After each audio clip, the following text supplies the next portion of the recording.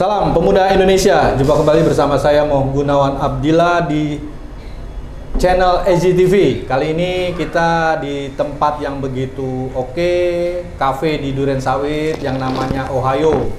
Jadi kongko-kongko kita, bincang-bincang kita bisa serius, keras, tapi akan tetap tenang karena kita di cafe Ohio, tempat yang kece, cakep, tongkrongan anak muda, khusus pemuda Indonesia.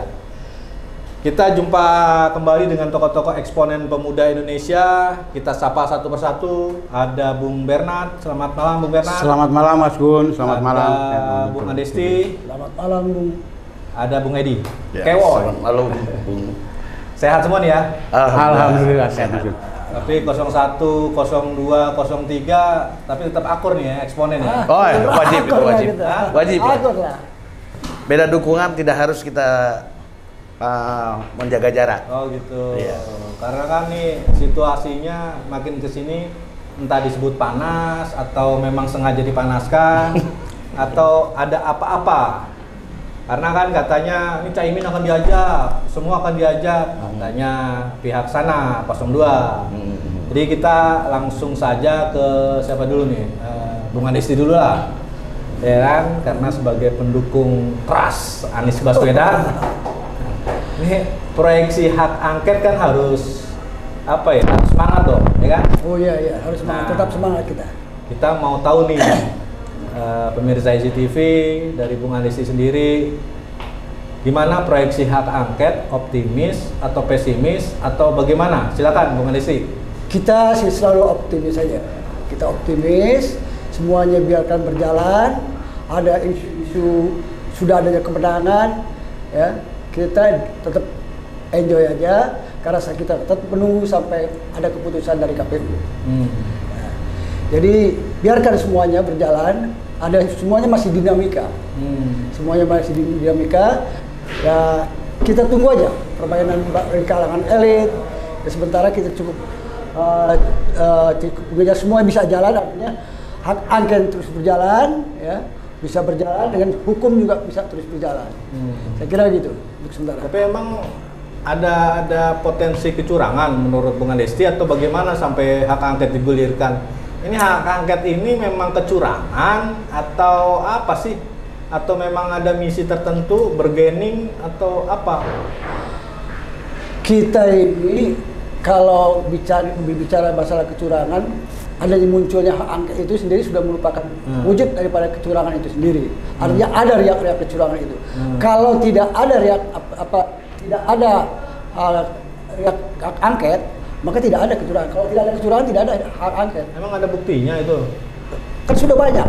Sudah banyak yang terjadi misalnya di Madura ya. Itu terjadi penggelembungan suara, terutama penggelembungan suara, dan juga ada money politik ya, dan banyak hal-hal yang seperti itu yang terjadi di lapangan yang saya kira secara kasat mata juga kita sudah lihat pelanggaran hukum gitu kan.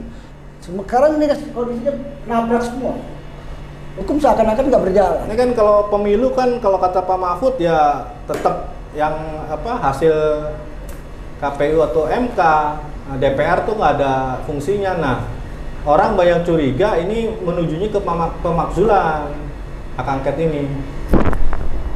Ya namanya hak angket itu nanti kan semuanya diperiksa. DPR ini kan wakil rakyat. Ya, DPR ini wakil rakyat. Dialah yang mewakili suara rakyat. Nah, saya kira kekuasaan harus ada di situ. Ya, masalah pemakzulan ya biar aja, bisa aja terjadi berjalan. Dan apakah nanti berkembang atau tidak kita lihat, kita tunggu saja. Tunggu saja tanggal mainnya. Udah, nanti kita akan bahas lebih detail. Kita ke Bung Bernard. Bung Bernard, optimis apa pesimis nih hak angket? Saya melihat masalah arah ini dibawa ke hak angket. Nah, optimis dulu dong. Saya pesimis.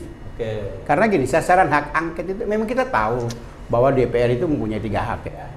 Salah satu hak angket, hak menyatakan pendapat, dan hak interpelasi. Nah, sekarang kalau ini jadinya ke hak angket, ini kan masalah pemilu. Masalah pemilu itu kan sudah ada bagian-bagiannya. Ya kalau sengketa pemilu bawalah ke Bawaslu. atau ke DKPP atau nanti dibawalah ke MK. Nah, kok ini pemilu dibawa ke hak angket, apa maksudnya? Tujuannya apa gitu loh? Kalau mau menyerang masalah presiden, Bung Bernard, itu kan orang umum, pemilu lah. Padahal kan sebenarnya ada beberapa hal.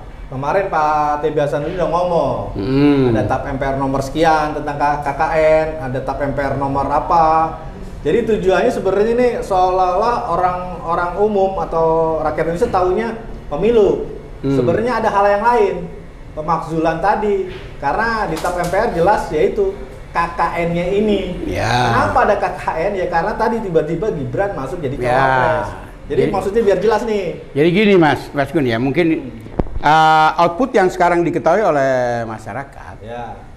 Ini kan dibawa kasus ini tentang angket ini kan rame-rame di masalah pemilu. Tidak dikasih spesifik. Oh ini tentang kesalahan presiden atau apa? Ya ngomong supaya kita tahu apa, di mana letak kesalahan presiden. Jadi gini nih, kita hadir dengan eksponen pemuda di sini, tentunya jangan hal yang umum, tetapi bisikan atau ada masukan dari orang-orang tertentu. Ini loh, gitu. Sebenarnya ujungnya ini. Jadi kalau kita bicara umum, semua media juga. Ya, kalau begitu saya coba Mas Gun ya. Ya mungkin kita sama-sama, kebetulan kita kan di eksponen pemuda. Kita yang sudah kita yang pernah duduk di organisasi tingkat nasional di kepemudaan ya. Memang kita dengar di isu bahwa ini ada menjurus ke pemakzulan presiden, ada kesalahan presiden lah ya. Karena DPR itu angket pasti memeriksa kan pengelola negara. Hal ini presiden. Tapi Mas Gun, saya yang tadi saya katakan saya pesimis. Di mana letak kesalahan presiden? Kalau menurut saya ya, kalau tadi dikatakan ada TAP MPR tentang KKN. Nepotisme, ya apalagi yang sekarang diarahkan ini mengarahkan nepotisme, yaitu hasil dari MK yang mana memutuskan Gibran. Nah kalau kita ini kan sebenarnya tahu, tapi Mas Gun tanya bahwa kita eksponen pemuda, kita ini kan tahu dari akar awal mulanya, bahwa kita tahu Pak Jokowi itu tidak punya awal-awal tidak punya niat untuk memajukan anaknya, itu kita tahu. Awal-awal desainnya Jokowi adalah ingin meneruskan penerusnya itu ya di Prabowo dan Ganjar. Dan waktu itu PDI kan jelas-jelas di mana-mana dia bawa Puan, dia dagangkan Puan.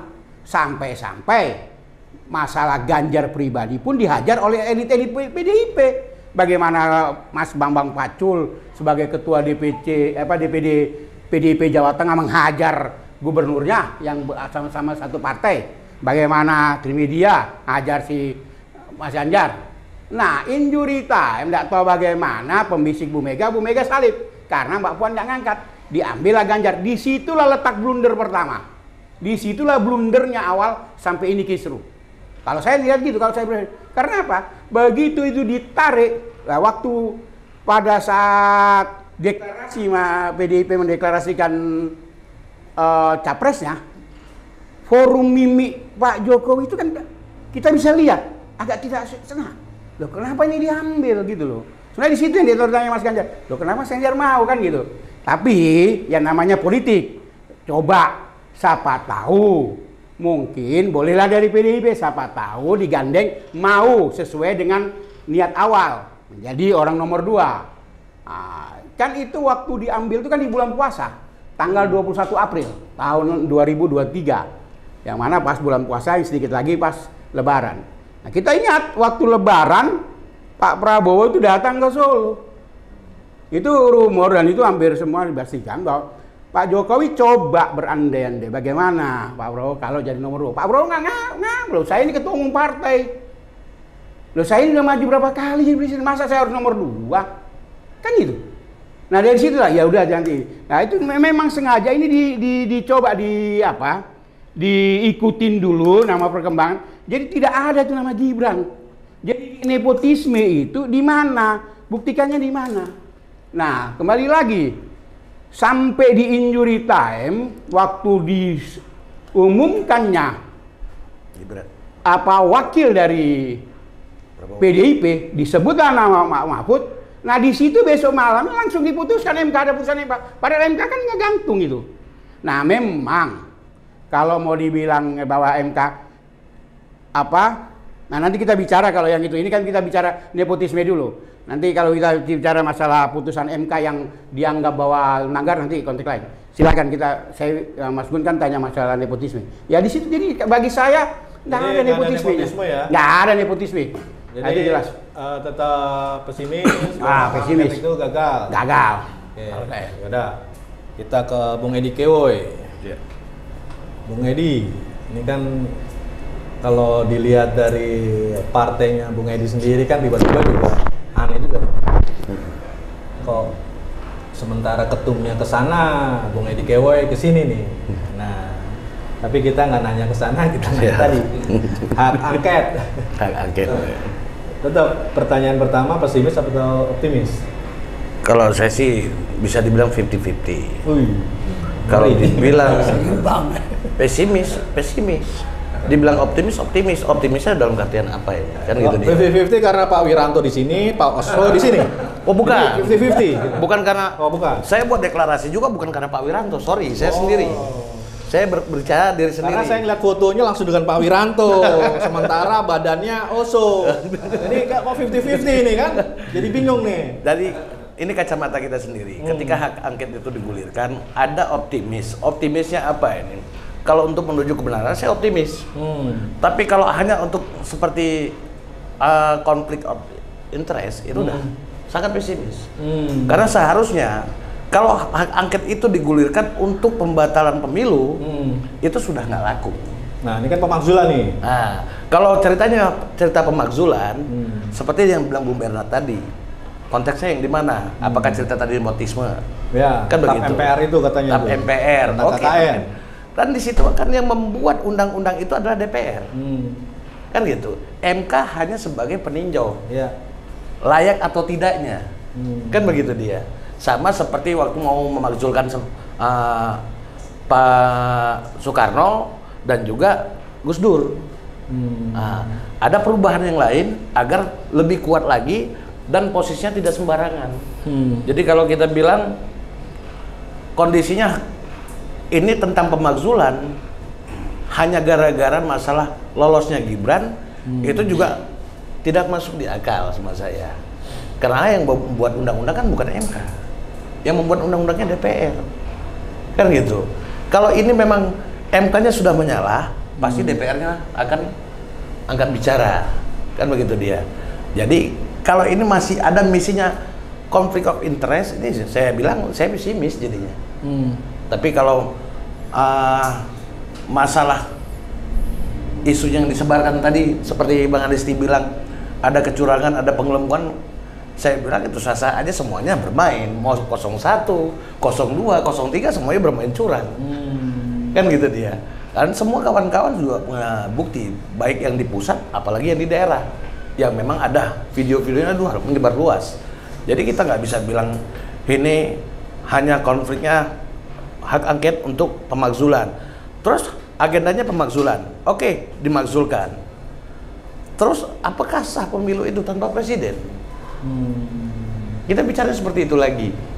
Terus yang kedua, kalau hanya gara-gara pemilu dibilang curang, digulirkan hak angket, berarti kan konflik of interest.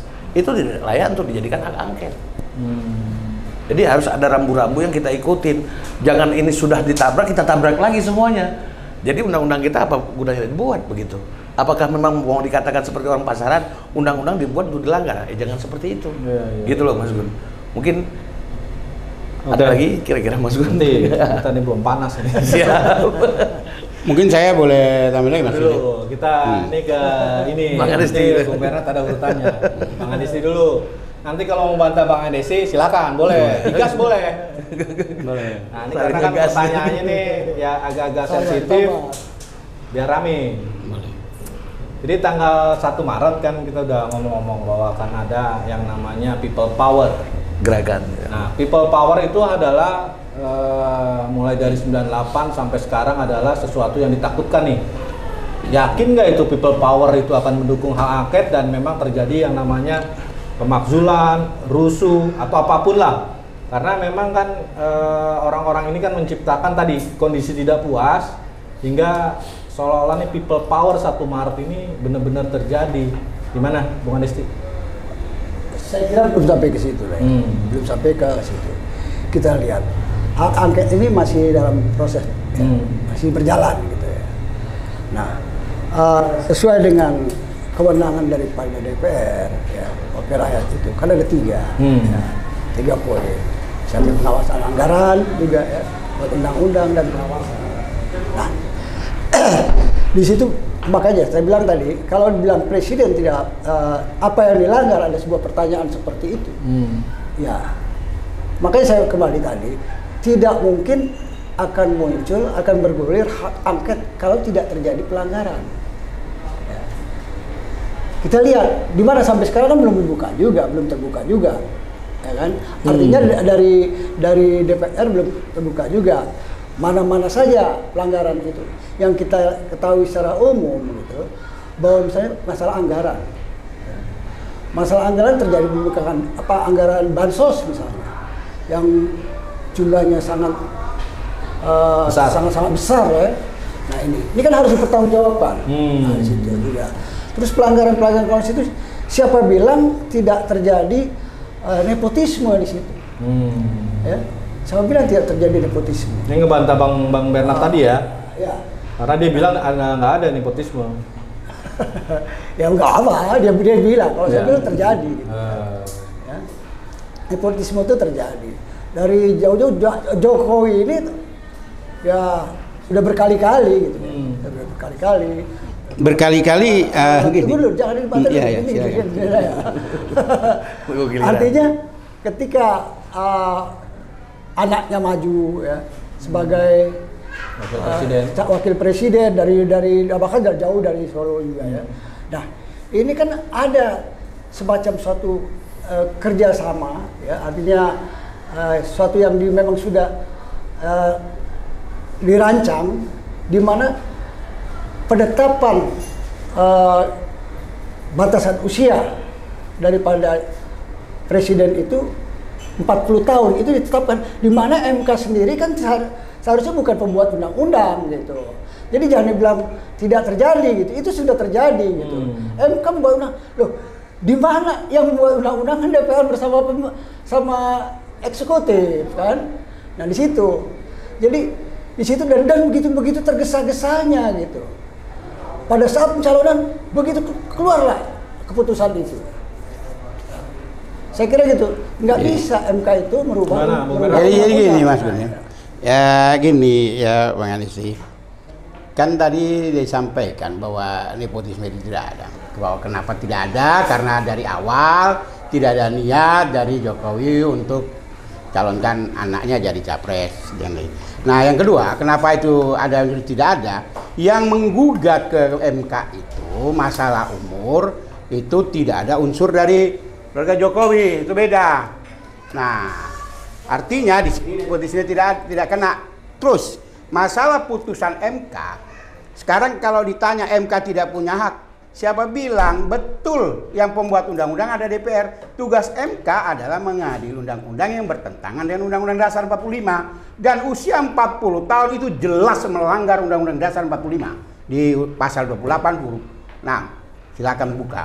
Di situ mana setiap warga negara Indonesia yang mempunyai pas umur berKTP atau sudah menikah punya hak memilih dan hak dipilih. Jadi sebenarnya putusan MK itu masih kurang, tidak boleh 35, harusnya 17 tahun.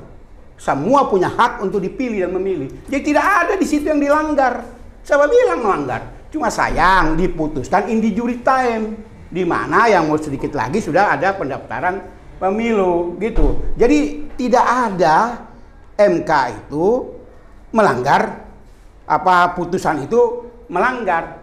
Ini dibuktikan dengan pembentukan atas desakan masyarakat, akhirnya dibentukan MK-MK, dan jelas ketua MK-MK Bang Jimli Asidiki memutuskan di situ kan. Ya, nih, Bang, tidak ada. Ini saya baca ini. Ini benar nih kata Bang Bernard nih. Ini berdasarkan pasal 43 ayat 1 dan 2 Undang-Undang Nomor 39 tahun 99 tentang HAM. Setiap warga negara berhak untuk dipilih dan memilih dalam pemilihan umum berdasarkan persamaan hak melalui pemungutan suara yang langsung, umum, bebas, rahasia, jujur, dan adil sesuai dengan ketentuan peraturan. Nah, ini silakan bantah itu. Ini saya nekenin ke Bang Bernard bahwa memang ada dasarnya. Iya, itu kan undang-undang sebelum terjadi perubahan. Ya. Sebelum terjadi perubahan. Itu Ini sudah undang-undang lebih apa lagi? buruk. Nah, aduh, kita bacakan lagi nih, Bang Nah. Desi. Apa nih undang-undangnya nih? Yang di mana perubahan Ya, di mana? artinya gini, Biar sama-sama kuat. Dia tidak, MK itu bahwa undang-undang ini berlaku apa sah atau tidak gitu kan. Kalau dia bertentangan dengan Undang-Undang Dasar 45, di situ juga kan sudah diputuskan bahwa kenapa harus ditambah, ya kan? Kenapa harus ditambah, ya? Di bawah 40 tahun dan apa istilahnya sudah menjabat itu baru boleh. Ya. Ini kan ada penambahan. Ada Ini kan penambahan sebuah sudah permainan. menjabat. Ini kan ada artinya kalau dia bilang tidak ada perbedaan di situ, artinya tidak ada keinginan dari Jokowi untuk juga mencalonkan anaknya, ya nggak mungkin lah. Jadi gini Bang Andes, itu kan dia jelas yang mendaftarkan gugatan nggak ada hubungannya sama Gibran, nggak ada hubungan sama Jokowi. Nah itu ada orang lain yang mendaftarkan, dan di putusan itu putusan untuk umum, untuk semua. Cuma sayang, ya saya juga masih terhadap MK, pasti nanti akan ada gugatan lagi. Nggak ada 35 atau semua harus dikembalikan, bahwa semua punya hak yang sama. Pada saat dia memilih, dia punya hak untuk dipilih. Nah, saya aja putusan MK, coba kalau dia putusan itu. Jadi yang bikin Pak Andesi, nah, ini kan kesempatan itu terbuka dan Pak Jokowi tidak pernah menyodorkan anaknya. Gerindra, koalisi Pak Prabowo sendiri yang meminang anak Pak Jokowi, juga Pak Jokowi nyodor. Jadi di situ tidak ada. Sekarang buktikan di mana Pak Jokowi ngasih ke anak-anaknya. Kan tidak ada. Jadi tidak ada pelanggaran nepotisme. Anaknya diminta. Jadi yang meminang Gibran anak Jokowi itu adalah Pak Prabowo. Jadi tidak ada unsur nepotisme di sini. Dan itu ditolak beberapa kali. Beberapa kali ditolak. Dan Jokowi katanya. Gibran ini sudah pernah diminta oleh Anies, sudah pernah diminta oleh Ganjar, ditolak. Nah, ini sayang. Kenapa? Karena ini kan jatuh di Pak Prabowo yang minta. Coba kalau Ganjar yang minta dan mau diterima, kan tidak ada masalah. Atau Anies yang minta, mungkin tidak ada masalah. Jadi jelas di sini bahwa Pak Jokowi tidak pernah menyodorkan anaknya. Ini dipinang oleh Pak Prabowo. Jadi tidak ada unsur nepotisme di situ, gitu. Jadi jelas. Nah, kan sudah jelas nih bahwa MK ya tidak ada langgar. Ini dibuktikan di putusan ketua MK yang dia memutuskan bahwa tidak ada yang melanggar pasal kok, hanya ada kepentingan yang konflik interest di ketua MK. Karena apa? Karena ada hasil. Ini atas desakan masyarakat juga. Karena di situ, iya, karena ada hubungan darah, dia sedikit memutuskan. Jadi melanggarnya di situ tuh. Hanya itu di situ. Setuju melanggar di situ. Bukan, jadi ya konflik interest tidak melanggar ya. Dalam hal ini bukan melanggar. Ada ininya tadi turunannya bahwa yang hubungan darah itu sebenarnya tidak boleh memutus. Iya, tidak boleh memutus. Di situ bukan putusannya. Bukan putusannya. Sekali lagi bukan yang memutuskan dia. Iya, tetapi kan bukan nggak boleh terlibat. Oh, dia tidak boleh terlibat. Itu kan Tapi atas kan dia desakan memutuskan. Akhirnya jadi boleh wapres. Gini, Mas Bud, ini atas desakan masyarakat. Ya. Jadi sebenarnya putusan itu kan tidak putusan pribadi buat Gibran. Ya kolegial katanya. Kolegial untuk semuanya. Artinya bunyi putusan itu kan untuk semuanya. Nah, kebetulan saat ini Gibran yang mencolok seolah-olah ini untuk Gibran, kan gitu. Nah, atas desakan masyarakat akhirnya ditinjaulah, oh iya ini pamannya ikut memutuskan. Tetapi bunyi putusan itu tidak melanggar. Hanya pamannya konflik interest. Ada di situ aja ya? Ya, di situ. Salahnya di situ aja. Dan ini dimainkan, dikembangkan yang nggak karu-karuan gitu. Menurut saya begitu. Jadi gini, saya perlu klarifikasi juga mengenai terutama mengenai bahwa Gibran pernah diminta sama Anies. Memang Anies itu siapa? Dia bukan ketua umum partai. Dia sendiri saja diusung. Yang bisa minta itu yang mengusung. Ini kapan ceritanya Anies meminta? Nah, itu dapat info dari mana tuh Bang Bendang? Kalau itu rumor sudah ada. Silakan di rumornya kan Anies sudah berapa kali minta, dan itu kan diulang lagi bahwa kita ini kan kumpulan eksponen pemuda yang kadang-kadang kita ini dapat masukan juga, isu kan juga arah-arah di atas. Nah, silakan. Masyarakat yang meminta, masyarakat. Yo, kalau kita bicara sama anak-anak yang ABG gitu ya, generasi Z mungkin ya gitu. Tapi ini kita sudah tua gitu di organisasi, paham lah permainan itu. Gitu. Jadi jangan berkira, jangan cari pembenaran kayak kira gitu. Tidak mencari kebenaran. Di sini kan tidak mencari kebenaran kan, tapi yang jelas bahwa Gibran itu bukan disodorkan. Gibran itu diminta oleh Pak Prabowo. Artinya di sini tidak ada Jokowi menyodorkan anaknya. Jadi mana nepotisme itu? Orang anaknya diminta, ya anaknya sudah dewasa, sudah nikah, sudah bisa memutuskan, ya anaknya aja. Ya, jadi di sini tidak ada nepotisme yang dimaksudnya bagaimana, tidak ada, gitu loh, maksudnya. Jadi tidak ada tap MPR yang dilanggar. Jadi kalau ada hakim enak, kalau ada hakim senior. Jadi yang benar mana sih nih? Tapi kalau kita bicara dengan eksponen pemuda ya itu benar. Masukan dari kanan kiri itu banyak. Ya udah ke Bang Bernard lagi nih Bang. Jadi tetap pesimis terhadap hak angket, pemakzulan juga tetap pesimis juga kan? Ya. Tapi kalau yang soal tadi konflik interest mengenai paman, setuju ya itu ada konflik interest? Ya setuju ya, karena memang itu kan karena desakan masyarakat sudah terlalu kuat ya di situ ya. Padahal sebenarnya kalau kita mau secara jernih juga ngelihat bahwa putusan itu bukan putusan untuk Gibran. Putusan itu kan putusan untuk semua masyarakat Indonesia. Cuma karena outputnya dilihatkan Gibran yang menggunakan fasilitas itu. Ya, dan itu kan ada cerita lucu nih, ya kan? Kenapa sih pengusul yang ke MK itu anaknya Bunyamin tiba-tiba nuntut lagi ke Gibran, tapi ditolak lagi kan, minta berapa triliun, tapi dibanding lagi nih, karena bapaknya sendiri tuh spesialis pra-peradilan, apa-apa diadu, pokoknya diperadilan semua. Nah itulah Bunyamin Soiman. Jadi yang namanya Mister Pra-peradilan ya dia, anaknya ikut nih. Tapi kan kita juga bisa melihat kedekatan Bunyamin dan Jokowi. Jadi masyarakat juga biar jelas. Nah eksponen juga bisa mendudukan nih. Kan kita ngelihat dari ujungnya dulu nih. Baru muncul ini, baru muncul hak angket. Nah ngelihat gambaran seperti itu gimana Bang Bernard? Ya itu ya, kalau Mas Gun karena bilang bahwa Bunyamin itu dekat dengan Jokowi. Padahal sebenarnya kita juga waktu itu kemarin mau gugat itu ke MK. Cuma tahu sendiri menggugat di MK itu Mas Gun, ngumpulkan data itu tidak sedikit Mas, berapa kontainer itu mau gugat apa nih? Termasuk kemarin itu ya tentang apa? Ya tentang batas umur itu. Soalnya kita kan lihat Mas Gun, kita ingat, ya nggak setuju juga, 40 itu nggak setuju Mas Gun. Bagaimana kita ingat waktu dulu pertama kali setelah Gus Dur jatuhkan, itu kan baru dibuatlah undang-undang tentang calon presiden. Kita ingat waktu itu bahwa untuk menjadi calon presiden itu minimal setara S1. Tapi karena ada ketua umum partai besar mau maju jadi SMA, akhirnya dirubah boleh SLTA. Kan itu. Jadi kayak ini semua dipakai untuk kepentingan. Nah, sedangkan kita masyarakat situ lihat dong nggak benar. Ya kita juga kalau seandainya tahu kita gugat. Kan gitu. Artinya memang ini kan mainan udah jelas. Jadi kalau di situ dibelok-belokkan. Kita bicara cerita lucunya nih. Jadi kan Gibran itu digugat tuan prestasi. Ada bisnis berarti kan?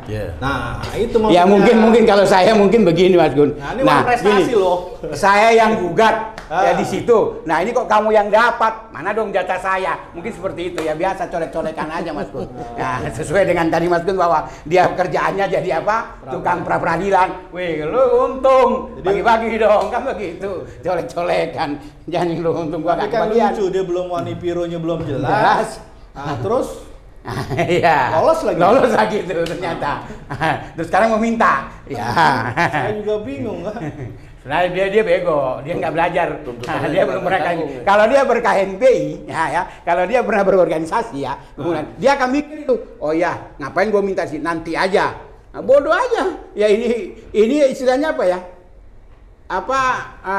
Dagang, udah ketahuan dagangnya laku, dia nggak mikir panjang, dia bilang, udah sini dong duitnya. Lu udah laku udah. Padahal sebenarnya prospeknya bisa banyak. Dia ngolos supaya jangan rame lah. Kalau sekarang dikasih Mas Gun, ini namanya aja. Kalau dikasih, ini cerita lucunya. Kalau itu dikasih kan nanti jadinya rame. Oh berarti memang lo disuruh kan begitu. Ini kan kalau bahasa kasarnya dia baru nginjek Gibran sekarang. Iya. Gitu kan. Sebenarnya kalau mau ya tunggu dulu, jadi dulu baru pasti dia akan diingat kan begitu. Nah kalau dia minta sekarang berarti Allah kan gitu. berarti lo minta. Ya nggak mungkin dikasih, saya juga nggak mungkin ngasih. Ketahuan banget kalau memang lo orang suruhan. Kan gitu. Jadi ya salahnya dia ya Beko. Apalagi sampai dia expose. Ya kurang kerjaan aja itu orang Mas Gun bagi saya. Aduh, aku mau Edi Kewer. Pemilu ini tambah bikin pusing masyarakat. Iya. Kita ada hak angket lah, ada isu apa, sementara beras di mana-mana juga udah gila-gilaan. Jadi ini gambaran tentang 1 Maret yang people power dan kondisi masyarakat. Mungkin Bung Edi Kewer bisa menjelaskan ini untung ruginya seperti apa sih bagi masyarakat juga bagi bangsa ini. Silakan Bung Edi. Kalau ditanya tentang untung rugi ke masyarakat, mungkin sebagian adalah masalah hak pemilihan mereka ya. Begitu. Ada misi yang dibawa, wah bukan ini bukan pilihanku, pilihanku yang ini, kan gitu dia. Tapi kalau ini terjadi, yang rugi masyarakat sendiri, saya bilang Mas Gun. Kenapa? Konflik ini akan jadi berkepanjangan, kita bilang. Baik itu dalam segi ekonomi akan lebih terpuruk lagi ke depan. Terus bagi para untuk negaranya lebih urun lagi ketika investor tidak mau datang, kan gitu dia. Karena yang menghidupi negara itu juga termasuk investor. Bila mana kita membuat konflik terjadi di negara kita, ingat kasus 98, kita bilang kasus 98 itu cacat kita juga terlalu besar lah ya. Setelah kejadian tahun 66 dulu. 98 itu kita sempat terpuruk. Waktu itu saya masih main di dunia pariwisata, saya sendiri ngerasakan bahwasanya wisatawan itu jauh menurun drastis, bahkan melebihi daripada 70%. Nah, banyak juga yang berteriak tentang ekonominya, baik itu pedagang, karena wisatawan tidak ada lagi seperti itu. Jadi kalau kita mau terpancing dengan kasus hak angket, terus kasus 1 Maret, ini kesannya masyarakat digiring untuk chaos, gitu loh. Ya, people power tadi. People power, bahasanya people power. Nanti kalau saya tanya perbandingannya persentasi, how much percentage about the people power? Berapa banyak persentasenya masyarakat people power tadi? Kan gitu dia. Nah kalau ini dibenturkan lagi sama masyarakat yang tidak mau menuntut hak angket, gimana? Ini kita harus jeli. Apalagi kita para tokoh eksponen pemuda. Kita jangan biarkan ini terjadi. Ini sangat riskan ke depannya, baik untuk masa depan negara kita, baik untuk Tapi nggak yakin ya itu tanggal 1 Maret ada people power? Saya pesimis kalau untuk itu. Tapi kalau untuk nuntut keadilan dari hak angketnya, saya sih optimis. Tinggal ditanya yang mana, posisinya dulu di mana. Ini menarik nih. Jadi posisinya di mana? Iya. Jadi kan banyak orang curiga, kok ketua DPR ngerem, ada apa? Kalau kita dengar-dengar karena kasus suaminya nih, gitu kan? Itu dari PDIP. Betul. Nasdem sudah merapat. Jadi posisi pesimisnya memang banyak gejala nih. Iya. Nah, terus ada hal yang saya dengar juga nih. Ada bagian yang namanya mobil pemadam kebakaran yang mau demo diademin. Ini sudah ada nih orang-orang ini. Jadi, Mas Gun, bagi dong nomor ini. Ada apa? Biasa Mas ini daripada bakar-bakaran. Nah, udah sampai segitu nih. Tolong nomor ini dong. Iya. Jadi udah sampai ke saya begitu. Oh. Jadi para orang-orang yang demo ini ya ujungnya karena tahu orang ini nih bandar yang pemadam, jadi sengaja. Udah dengar seperti itu? Ada dengar saya selentingan seperti itu, tapi kondisinya kembali seperti kasus 98 betul ada hal yang harus kita tuntut ramai-ramai. Tapi ada juga orang yang memanfaatkan. Itu yang harus kita perhatikan juga. Jangan sampai kita didompengin lagi. Kan gitu dia. Ini benturan itu nggak gampang untuk memulihkannya nantinya. Sedangkan kita aja kemarin 2019 aja butuh waktu kurang lebih 2 atau 3 tahun. Ya, Bung Bernard, untuk memisahkan antara kampret dan cebong. Nah, ini kita lebih 3-4 tahun. Jangan sampai hanya karena ini masyarakat memarginalkan diri namanya nanti seperti itu. Iya kan? Ya kalau saya sendiri sih nggak yakin karena udah dapat info Ya. gitu. Itu juga Mas Gun, makanya dia saya mau akal-akalan nih. Iya. makanya saya pesimis tadi seperti itu karena memang Ya. sudah dengar ada beberapa Demo partai sebenarnya mau ketemu pengusung Bandar. Iya. sudah pada mau merapat. Jadi ya bisa-bisa besok itu pada saat digulir ya mungkin memang kalau hitung-hitungan plus ya 4 ya. Karena 01 sama 03 jadi 4 ya. Ada 04 ini jumlah 04 ini memang di atas 50% 300 lebih. Dengan 02 cuma 200 sekian. Jadi sebenarnya sesuai lah kalau memang itu. Tetapi kan 300 lebih ini kan sekarang kita sudah ya tadi seperti Mas Gun singgung tadi sudah banyak yang udah minum mawar dulu jadi udah lupa lagi Mas Gun apa mau besok niatnya jadi atau enggak itu. Ya nanti makanya saya pesimis sih Mas Gun. Tapi ya kembali lagi kita lihat situasi nanti di tanggal 1 Maret aja. Jadi kalau saya lihat nih kan ya itu tadi isu tentang pemadam bahwa demo tanggal 1 Maret itu akal-akalan hanya untuk ujung-ujungnya Homas gitu. NBWP. Nah, Nepiro Wanipiro. Iya. itu Bung Kalau Adesti. saya gini. Akan lihat pergerakannya kan Bung Adesti ini kan punya ini nih satelit nih. Bener nggak itu? Kan gitu. Oh ya benar. Jadi bener ya 86 semua nih para yang mau demo. Benar. Jadi gini, kita nggak perlulah kita curiga dengan orang-orang lebih curiga lebih dulu. Ya. Ini belum terjadi. Artinya gini, sebenarnya kalau memang soal kekuatan rakyat yang akan nanti dikerahkan, saya kira itu semua juga boleh katakanlah itu jalan terakhir. Saya kira itu jalan terakhir. Kan kalau saya lihat nih kan kepuasan partai. Meskipun gini, sangat memungkinkan sekali gitu karena kita lihat watak dari presiden kita gitu ya, watak dari presiden kita yang nggak mau dengar lagi suara-suara dari masyarakat ya, dari kaum intelektual ya, bahkan dari rakyat kecil lah yang sudah teriak-teriak gitu. Dia tidak mau dengar lagi. Ini sangat mungkin saja terjadi. Kenapa tidak gitu. Nah memang kalau cuma pribadi kan keputusannya nanti ada di para ketua umum partai. Keputusan para ketua umum partai. Ini kepuasannya tinggi loh. Kekuatannya tinggi. Enggak, sekarang kekuatan partai kan cukup tinggi yang menginginkan hak angket. Itu siapa? Apanya? Partainya itu siapa? Ya partai koalisi perubahan itu kan cukup tinggi. Kan udah ada Jokowi. PDIP-nya juga kayaknya ngerem, hanya beberapa itu orang. kan baru prediksi, Jadi ketika misalnya kemarin di beberapa ada Bung Tobias, ada Mazda. Jadi udah diprediksi Mas Inton tanggal 8 Januari mau akan ada ini, tanggal 14 jong semua. Jadi omongan-omongannya itu udah mobilisasi nih. Kita sudah di media sudah ngomong, kita sudah mengumpulkan sekian anggota, tapi jong. Dan ini juga biasa nudin.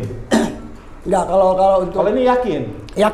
Kalau untuk tanggal 1 ini saya yakin betul akan tetap terjadi. Akan tetap terjadi.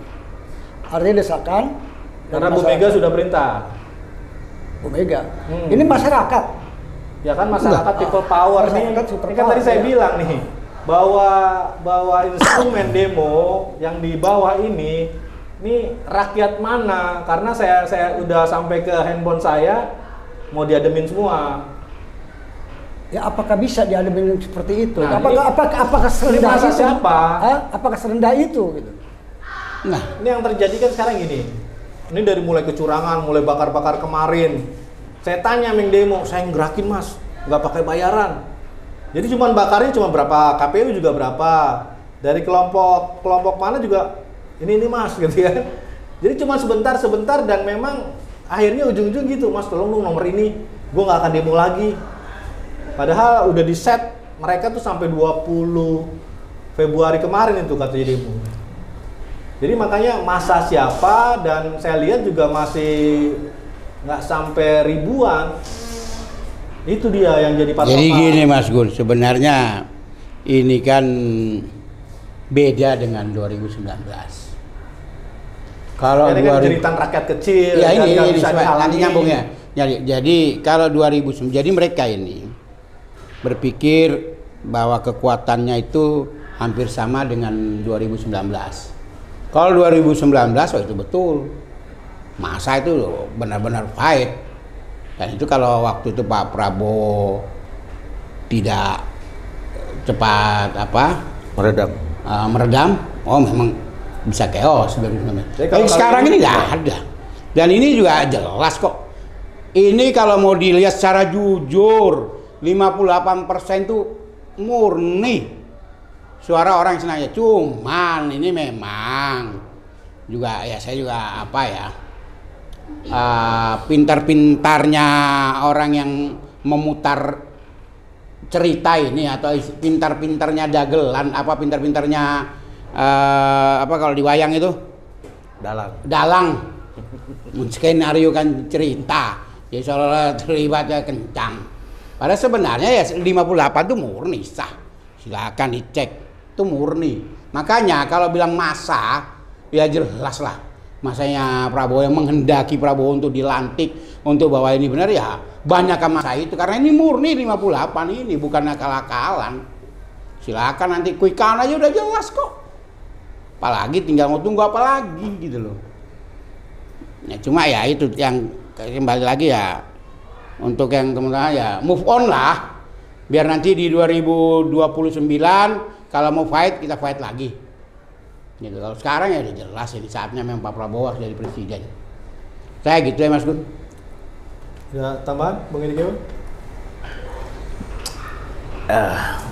Dikit tambahan polesan dari Bang Adesti dan juga Bung Bernard tadi ya. Masing-masing kubu itu menuntut. Dan masing-masing kubu itu mengatakan we are the winner, kan gitu dia. Betul. Tapi begitu kita tanya, ada yang cara ngitung sendiri, sehingga hitungan KPU dianggap hitungan yang tidak dikatakan valid. Terus kalau hitungan sendiri itu dinyatakan valid oleh siapa? Kan yang jelas-jelasnya yang dihitung itu yang lembaga negara punya gitu. Iya, KPU. Jadi ayolah kita sama-sama bangun ini negara kita ini. Masa kita biarkan terpecah belah ataupun tercerai-berai kan begitu. Tinggal bagaimana kita mempolesnya untuk ke depan. Jangan lagi seperti kasus 2019. Karena pendukungnya Pak Prabowo dulu untuk bisa incas kembali lagi dengan pendukungnya Pak Jokowi itu 3-4 tahun ya Bung Bernard. Ya. Itu sangat sulit. Jangan sampai kita benturkan lagi lah. Mungkin saya pernah menyatakan waktu di EZTV juga sempat. Mari kita mendidik, jangan membidik, kan gitu dia. Mari kita merangkul, jangan memukul, kan gitu. Mari kita membina, jangan membinasakan. Ini rakyat kita ini paling rentan, apalagi dengan kondisi ekonomi saat ini lagi anjlok. Sangat gampang disulut, sedikit aja bisa terjadi chaos. Jadi bagi saya posisi saya ini saya tempatkan saya di netral lah. Saya tidak mau dukung ini 50-50 ya. 50-50 tadi saya sudah kemukakan dari awal. Bagaimana kita harus mengemas ini jangan menjadi satu cacat sejarah ke depannya. Jadilah ini pelajaran baik bagi kita semua. Apalagi mohon maaf saya bilang bagi semua ketua umum partai jangan bicara egosentris lah. Ya. Bicara itu berpikirlah tentang rakyat kita ke depan. Kalau bicara tentang egosentris tidak akan ada habisnya. Karena apa? Semuanya punya egosentris. Ketika kita mengutamakan egosentris, tambah kita memikirkan apa yang ada sekeliling kita, ini akan ada perpecahan. Jadi harapan saya ke depan ini betul-betul seperti tadi mau dibilang hak angket, silakan hak angketnya porsinya di mana, sesuai dengan aturan yang ada dan berlaku, kan begitu dia. Nah, kalau konflik of interest, saya rasa itu akan kita gagalkan. Kenapa? Itu sudah tidak layak. Kenapa? Ini sudah bergulir. Kalau sebelum bergulir digunakan hak angket, saya rasa itu sah saja. Jadi tidak ada lagi tentang konflik of interest, kan gitu dia. Mungkin itu ya, Mas Gun. Dari saya. Mungkin ada tambahan lagi dari Bung Bernard atau enggak? Bang Adesti? Iya, inilah tadi Bung Bernard katakan bahwa udah sekian persen sudah satu putaran Prabowo. Inilah yang sering kali akhirnya membuat gaduh. Membuat gaduh. Jadi kesimpulannya tunggu tanggal. Tunggu. Belum ketika KPU mengumumkan itu baru di situ. Titik final ya? Hanya final. mungkin masyarakat juga bisa nerima gitu. Bener. Siapapun yang jadi presiden, kita akan patuh di situ gitu. Tapi kalau ini dibuat gaduh terus, gimana? Ya. Betul. Jangan buat kegaduhan di situ. Jangan ngadu-adu masyarakat di situ. Belum apa-apa sudah selamatan, sudah syukuran. Kan kayak gitu. Ini kan memancing emosi masyarakat gitu ya. Ya kira gitu. Kalau kita sih, ya kalau para aktivis ya tenang-tenang aja. Memang belum ada ini ya. Belum ada pengumuman, santai-santai aja. Tapi kalau dimulai dengan, bayangkan sampai calon presidennya ikut membuat syukuran dan kayak gitu, euforia. Ini kan kurang bagus. Apa itu mendidik masyarakat? Saya pikir enggak. Saya kira gitu untuk sebenarnya itu. Oke, cukup. Ya itu. Jadi artinya kan kesimpulan dari Bang Adesi bahwa ada euforia. Padahal sebenarnya tidak ada euforia, kan hanya menyampaikan bahwa hasil quick count sementara itu quick count saat itu. Nah, tapi kan kita ini kan tidak melek dengan media kan. Jelas itu. Real count juga sudah dipaparkan, sudah 78% sekarang. Dan itu juga sudah jelas kok 80. Ini kan real count. Ini kan semua ini kan dari media. Dan tinggal pengumuman resmi aja dari KPU. Ya, kalau memang itu permintaannya ya sudah kita tunggu. Cuma yang mau kita sampaikan ini adalah itu hasil dari yang diumumkan oleh media. Ya, bukan kita karang sendiri. Ya, dari KPU sendiri. Dari KPU sendiri, real count itu dari KPU sendiri. 77% loh. Sudah masuk. Betul. Itu 58. Mau berapa persen lagi? Mau ditambah 20% aja cuma 44 Anies. Tinggal 23% lagi. Tapi kan tadi seperti saya bilang, ada penggelembungan itu kan masih dalam proses. Tadi katanya nunggu keputusan. Iya. Ya kita tunggu keputusan. Nanti apakah nanti keputusan itu bermasalah kan Ini kita penggelembungan elit. buktinya mau berapa ini? Karena di tahun 2000 berapa itu sampai 10 truk juga akhirnya tetap aja. 2014. Iya. 2014. Iya, kita lihat mau apa lagi? Kita lihat nanti lah gimana. Mungkin lebih 20 truk kali. Ya. Karena Mahfud sendiri bilang ya tetap aja. Tetap aja. Iya, makanya tadi saya bilang, kalau ketika sudah diputuskan, Tapi nggak apa-apa lah, tetap semangat Bang Anies. Ya, yang penting ya kita juga hargai. Kita hargai memang. Oke, gitu. Ya, saya senang seperti Bang Adesi ini tetap. Cuma sampai kita kan jadi masih dinamika, masih Ya, sebuah proses. Kita hormati dinamika itu. Betul, sepakat. Semangat pokoknya. Kalau maaf sedikit saya tambah boleh. lagi tadi, Mas Gun. Karena memang ini kan paslon cuma 3. Iya. Yang satu 58%. Itu kan KPU. Iya. Yang satu 26. Yang satu 24. 24 bukan 24. Maaf. Yang satu 16. Yang satu 16. Iya. Nah, ini kan masih ada sisa 23% lagi. Ya. Dari 22 lah, 22 sekian. 22,3. 22. Ini kan ada harapan kalau saya bilang, ada harapan. Harapan di mana? Kalau ditambah 22 cuma 46. Itu bukan pemenang maksud saya. Ketika ini angkanya sudah mencapai 30%, itu ada hak untuk 2 putaran. Nggak ada. 2 putaran dari mana? 2 putaran. Nah, gimana? 58 sudah lolos. Kan 50+1. Kalau 50+1 itu head to head hitungannya. Ini kan 3 kandidat. Kita harus hitung itu. Hal baru itu. Loh, kok hal baru? Bukan hal baru, itu dari dulu. Karena saya ikut jadi LO partai itu 3 periode. Kalau di angkanya yang salah satu capai 30%, 2 periode. Kan Oh ya? 2 putaran. Bukan 50. Sorry, 2 putaran, bukan 2 periode. Kalau 51 head to head. Itu baru boleh cerita 51. Makanya saya selalu tertawa ketika orang cerita 51. Iya. Saya pernah bantah itu. Mas Dadung saya pernah bantah. Orang umum. Mas, kalau head to head boleh bicara 50+1, tapi bicara kita 3 paslon. Ini angka 30%, yang satu walaupun angkanya 70% nggak ada urusan, 2 putaran. Itu saya bantah. Ini hitungan, karena dulu saya mengawasin sumut, ada 5 paslon. Ini kita baca ini biar maksudnya pemirsa EZTV juga nggak bingung. Ini nggak tahu nih dasarnya dari mana. Ya.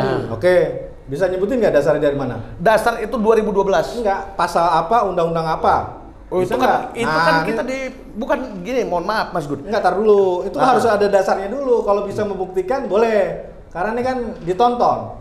Betul. Harus ada dasar, harus ada undang-undangnya. bunyinya undang-undangnya begini nih, saya bacain biar nggak salah. Undang-Undang RI nomor 7 tahun 2017 tentang pemilihan umum. Jadi pada di bab ke-12 pasal 416 dari peraturan tersebut dapat dipahami bahwa paslon presiden, wakil presiden akan menang satu putaran apabila, ini undang-undang yang bicara, mendapat suara lebih dari 50% dari jumlah keseluruhan suara dalam pilpres. Menang di lebih dari setengah jumlah provinsi Indonesia, 20 dari 38 provinsi. Prabowo sudah tuh. Mendapat sebaran suara sedikitnya 20% di lebih dari setengah jumlah provinsi Indonesia. Nah ini dasar yang tadi, makanya yang 30% dengan 3 kandidat itu saya nggak tahu nih undang-undang mana yang menyebutkan seperti itu, biar saya cari. Jadi EZTV ditonton banyak orang, begitu ada kata-kata ini tanpa dasar ya nanti takutnya diketawain, makanya saya cari. Kalau untuk gitu, kalau saya bilang untuk bicara presiden langsung disebar itu tidak, itu ada semuanya untuk ada LO dari partai. Ini bukan masalah LO, sebentar kita masalah undang-undang dulu nih. Dasarnya apa dulu? Mungkin yang dimaksud Mas Gun itu yang pilpres yang ini tiga kandidat 2009. Masalahnya undang-undang tentang apa pemilu pilpres yang baru itu kan baru 2017 ya. Jadi mungkin yang sebelum karena 2017 kita cari dulu seperti itu. 3 kandidat 30%. Ini nggak ketemunya tadi undang-undang tadi nomor 17 2017 itu. Makanya biar saya cari, biar maksudnya pemirsa EZTV juga, ini dari mana dasarnya? Nah tanpa menyebutkan dasar nanti takutnya bingung. Jadi maksudnya kita kan memberikan kecerdasan. Tapi begitu ada ini ya kita cari. Ini saya cari nih. Ini hal baru. Kalau benar memang terjadi tadi 30% dengan 3 kandidat itu bisa 2 putaran. Itu wah seru. Pasti seru ya. Nah, kan? Itu juga yang dan membuat tidak ada berita satupun di media yang menyebutkan itu. Memang nah ini kan hal baru, penemuan baru. Kalau benar ini tuh luar biasa.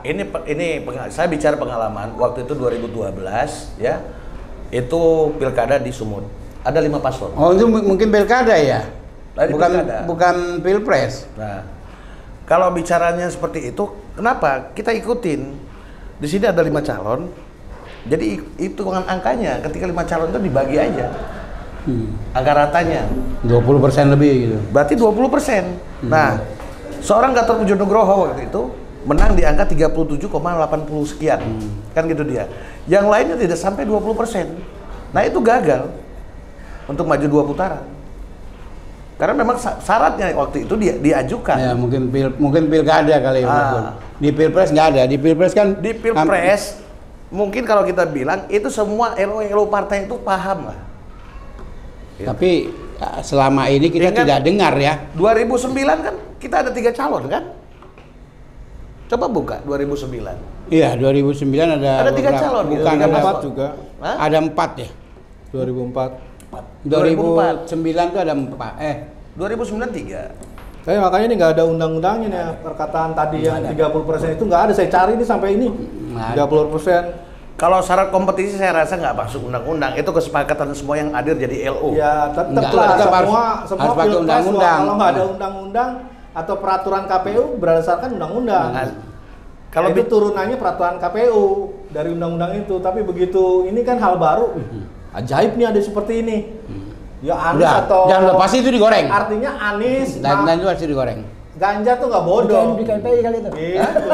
Wah, itu bukan kita bukan bicara KPI. Kita carilah, ya kan? Kita cari kalau emang ini benar dan ada dasar dan ada undangnya sesuatu yang luar biasa.